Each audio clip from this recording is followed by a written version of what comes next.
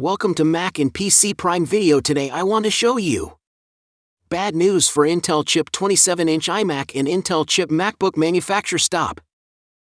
Windows ecosystem. Why Apple's silicon ambition is.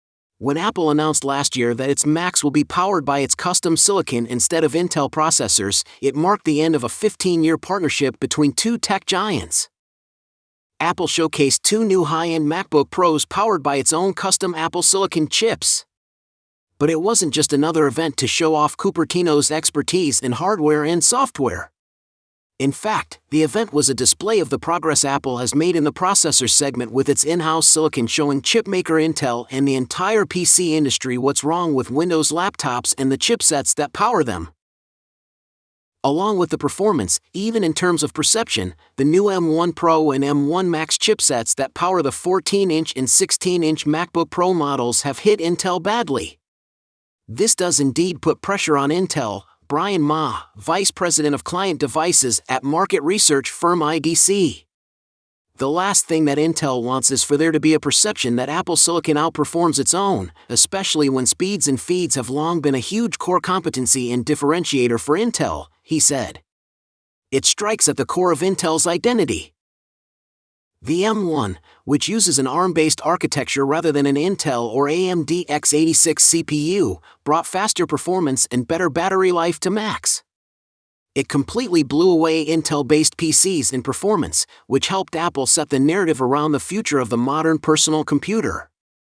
But the M1 chip, similar to Apple's iPhone and iPad processors, wasn't designed for consumers who want the most powerful computers to do heavy graphics-intensive work. Which is why the M1 chip was first introduced on devices like the MacBook Air and Mac Mini, leaving the Intel-powered 16-inch Mac Pro mostly untouched. But that changed with the M1 Pro and M1 Max chips. The new processors are a huge step up from the M1 in terms of both GPU and CPU performance, and putting them in a MacBook Pro shows Apple's confidence in its ability to take on Intel's best-performing chip.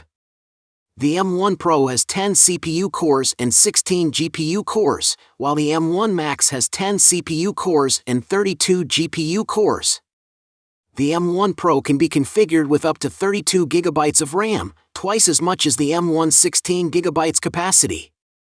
The M1 Max, meanwhile, features up to 64 GB RAM. The impact of M1 Pro and M1 Max is pretty significant for Intel, as these chips would be one of the key factors for creative professionals to refresh their notebooks from their existing Intel device to an M1 device, said Gartner Research Director Makako Kitagawa.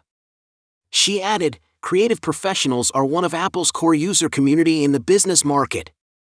These professionals have been waiting for the M1 device for them, as well as more applications are natively written for M1.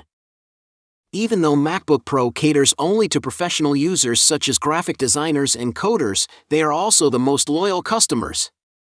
They are the ones who are willing to spend thousands of dollars on a premium notebook, and for them, performance per watt really matters.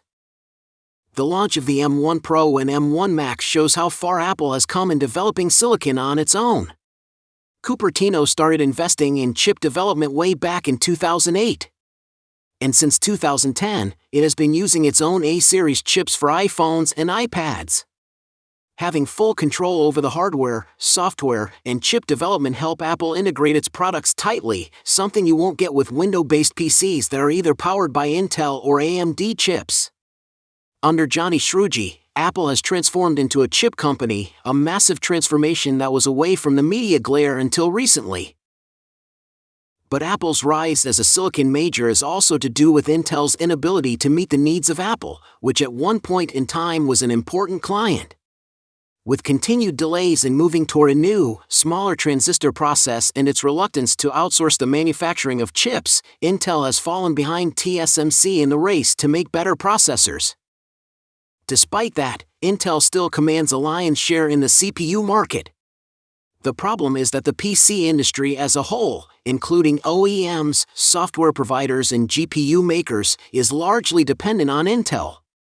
It's true that Apple controls the hardware and software, but as in the case of Intel, Microsoft, and PC OEMs, they too work closely in designing products. But then the PC market has become stagnant over the years, and there is a clear lack of vision. This has led to creative professionals switching to Mac over Windows laptops, putting the spotlight on Apple and the MacBook Pro.